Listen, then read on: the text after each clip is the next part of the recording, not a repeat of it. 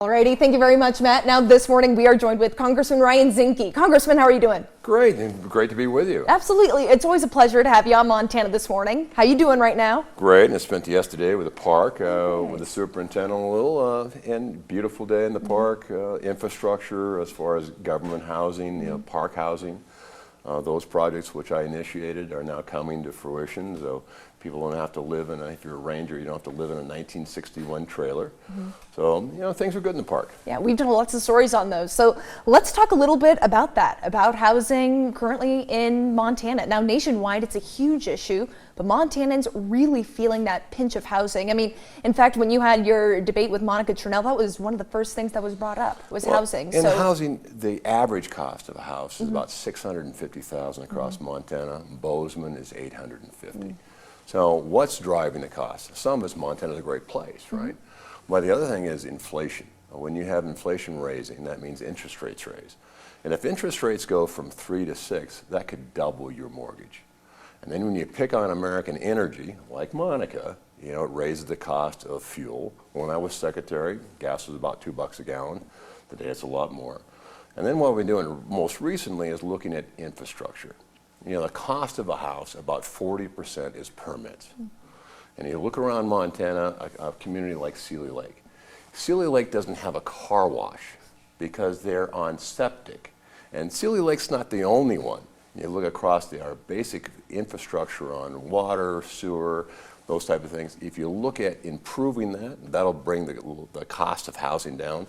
And look, housing is not always about government housing. It's about the private side too, allowing the private side, build affordable housing. And you mentioned it, inflation. I mean, the economy, it's something that Montanans are really struggling with, filling their cars up, getting groceries. What would you like to see in Congress to better that, to try to curb that? What specific things would you like to see on the floor? Well, I can tell you, when you support things like the Inflation Reduction Act, which Monica did, right? What did it do? It cost money in the grocery store, higher fuel costs, higher housing costs. So we need to trim the budget. It means look at our spending. And where are we spending? I was in Noxon, and Noxon has a $20 million bridge that is 1922 per se. It's fallen apart. And yet we're spending $200 billion in Ukraine. It's really hard to talk to the people of Noxon and saying the federal government is doing their job for citizens, on our infrastructure when we're spending that amount of money and building other people's bridges. A lot of it is where the money is going and make sure it goes in places that actually make a difference, and that's important. And we're 8 days away from Election Day. It's hard to believe. Well, I think Montana and America is going to be so glad when you open up a mailbox and it doesn't pour out with "I hate you, I hate you worse," and there's no boundaries anymore. Right. When people film in your property, fraudulently go into your property and film and bounce in your bed, or film in your driveway, there's no boundaries anymore. I think Montanans feel it.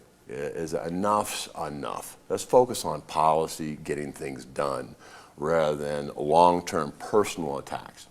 And if reelected into Congress, I mean, what would you like to see? What are the top issues for you heading back onto the Congress floor? Border.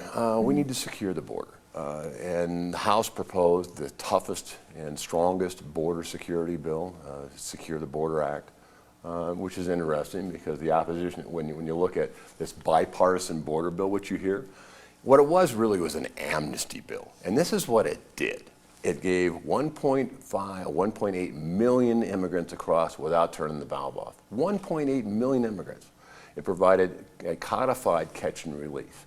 It provided free medical, free legal advice, and immigration as far as visas for jobs. It was an amnesty bill. If we want to get tough about the border, which we need to.